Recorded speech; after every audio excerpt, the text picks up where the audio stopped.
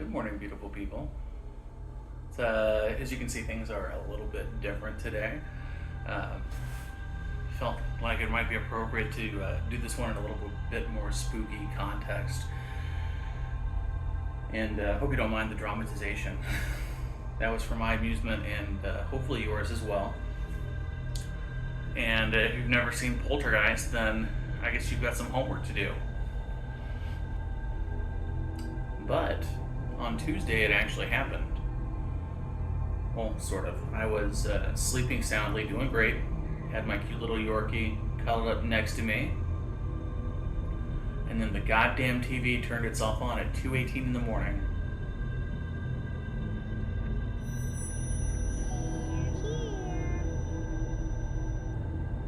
You would think that, of course, I rolled over onto the television remote or something like that, but I did a quick search of the bed itself, and then checked the nightstand. It wasn't there, and it was actually sitting right next to the TV, all the way across the room. Come to think of it, that is a little bit weird. For about the first 10 seconds, I honestly thought I was dreaming. But unfortunately, that was not to be, and it was playing a stupid newscast too at 2:18 a.m. I take it as a sign of my getting older that this didn't actually freak me out in the slightest, like it probably should have. In my 20s or my 30s or definitely in my teenage or childhood years, it would have scared the crap out of me. But mostly I was annoyed more than anything else. I am of an age where if your sleep is disrupted, you're gonna feel a little bit sick the next day, and it takes you maybe a few days to get back on track. And then when I woke up the next morning, I made sure to unplug the TV. And if that was indeed a spook, specter, or a ghost, it didn't have the power to plug it back in. So that's a plus. And then throughout the day on Wednesday, I got to thinking, what could have done that? And the most reasonable explanation, I think, is that, my TV picked up a signal from somewhere in the building or the building next door. Which could be, there aren't that many television brands anymore. Coffee break. And maybe, that someone just has a really, really, really good remote control. And, if you have a better explanation than that, and maybe some of you do, I'm sure some of you out there know a heck of a lot more about consumer electronics than I do. I'd love to hear it in the comments. Part of why I wanted to make this video was that this isn't the first, weird experience I've had. I've had two others, and I think they were both explainable, and I'll give you the explanation at the end, but first I'm going to tell you what happened. This was 15 years ago at, I forget which year it was, but it was Mizzou's homecoming, and I was staying at my best friend David's house in a basement guest room. Goddamn rendezvous in the fucking basement. And it was cozy. It was a great guest room, but it was about to get a whole lot less cozy because a disembodied voice wakes me up in the middle of the night, and it was right next to my ear, and it said, Help me. Help me. and I woke with a start. That's at this point I was a total skeptic, didn't believe in ghosts at all, and so having that happen just shifted my reality a little bit. And I definitely didn't go back to sleep that night. I hid under the covers and waited until the sun came up. It's kind of like Christmas Eve when you're a kid, and you can't sleep. It was like that, except I was scared to death. And definitely never slept in that bedroom again. And he doesn't live there anymore, so I don't have to worry about having those experiences ever again. But let me be clear, it was unambiguous. It was very clear. It wasn't some hazy thing that I wasn't sure about. It was like having a human person speaking next to my ear. But I was in bed. Now keep that in mind, because that's an important detail. Is that I was laying down, I was cozied up, and I was trying to get some sleep. But then, 10 years later, you know, something similar occurs, and this is in my apartment in Kansas City.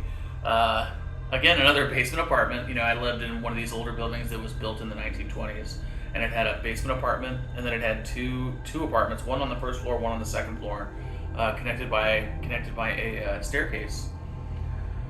And so I'm sleeping, or trying. I was either sleeping or trying to get to sleep, and I hear a scream from somewhere in the building. It wasn't like the first experience where it was right next to my ear, but I heard a scream. And we did have a woman living in the building at the time. And so, you know, I have this really gnarly looking curved hunting dagger My old sword. Take it. that I keep in case I ever need something to defend myself. So I grabbed my hunting dagger. And I mean, I did hesitate. I'll admit it was freaky.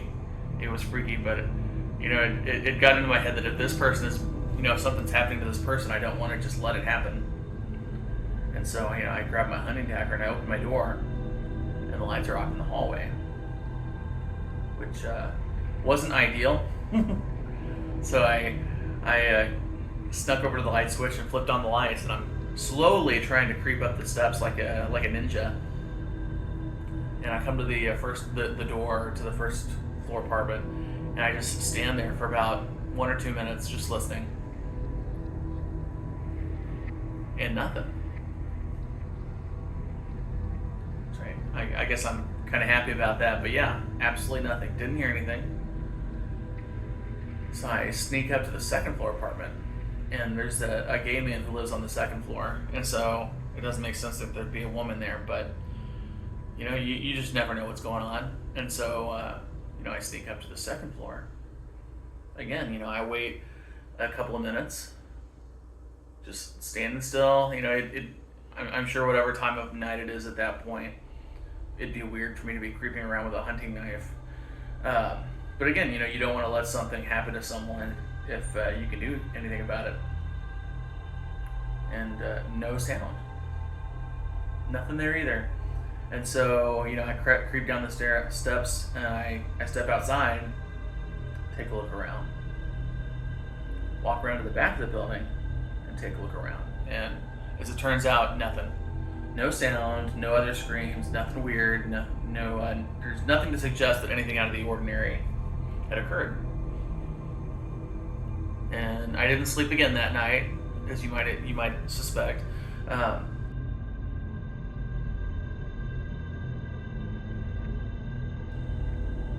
And in the days following, I got to thinking that, you know, both of these experiences had happened when I was in bed.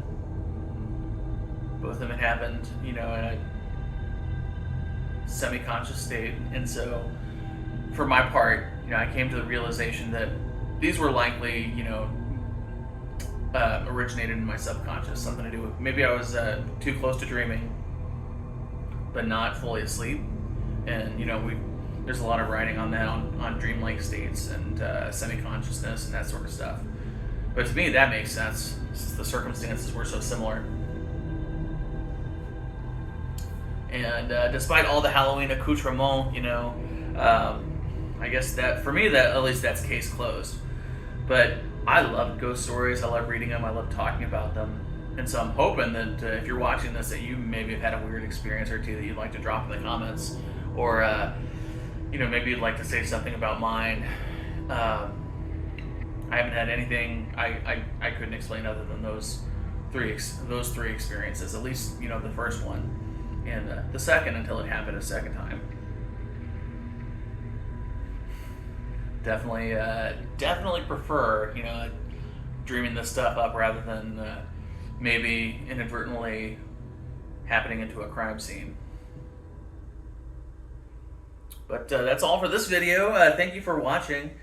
Hopefully this got into your head a little bit like it did mine, and gave you some heebie-jeebies. If not, you know, oh well. But I love spooky stuff. I know you do too. And please like, please subscribe. If you got anything to say, please share it with me. I'd love to hear what you have to say about this stuff. And we're gonna turn the lights back on here and get back to normal. And I hope you all have a great week.